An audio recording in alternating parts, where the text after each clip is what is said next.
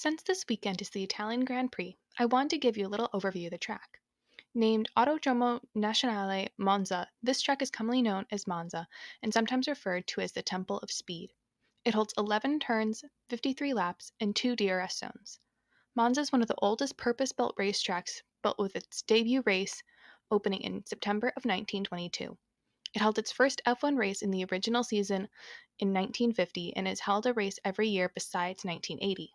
This is an incredibly quick track where drivers can be full throttle for 80% of the lap and holds F1's fastest lap ever by Lewis Hamilton in 2020. This track is a favorite of the fans for its long history and incredible action and overtaking opportunities. Sector 1 spans from the starting line to just before Turn 4. It starts with a long straight that holds the first DRS zone. Turns 1 and 2 are known as Variante di Riffitilio. They make a right-left chicane that is good for overtaking because of the heavy braking needed when entering Turn 1. This was the first change made to the modern course in the 1970s, first adding one turn in 1972 and then turning it into a chicane in 1976. Further changes to the turns have been made over the years.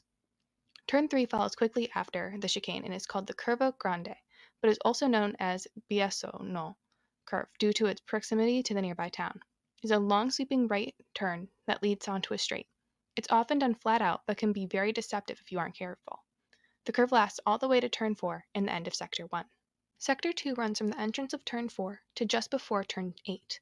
Turns 4 and 5 are called the Variante della Roggi and was the second change made in 1976 and named after the nearby stream. They comprise a left-right chicane with low speed. This is a tight, tricky series of turns and a similar hard braking to the first chicane. Next are turns 6 and 7, which are called the curves dell'Esmo 1 and 2.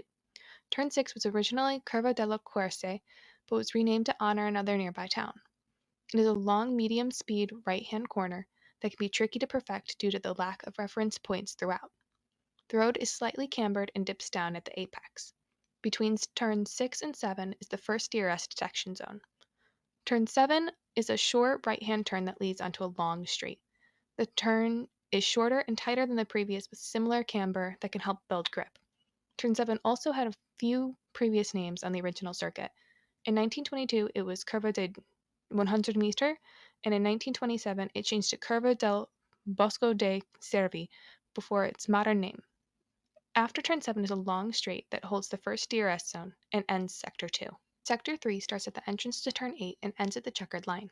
Turns 8, 9, and 10 are called Variante Ascari, but originally held the name Curva del Platano or del Vialone.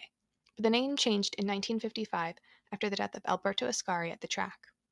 They make a left-right left chicane that is a very tricky sequence to navigate, which requires lots of precision at high speeds. The drivers have to hit the brakes hard when entering the chicane, especially if they're coming out of using DRS. Turn 11 is referred to as Curva Parabolica due to its design and trajectory mirroring a parabola. Turn 11 is a long U-shaped right-hand corner. This turn can be difficult when exiting because getting on the throttle too hard will cause a lot of speed to be scrubbed off. Shortly after the turn, but before the checkered line, is the final DRS zone. The finishing line follows quickly after.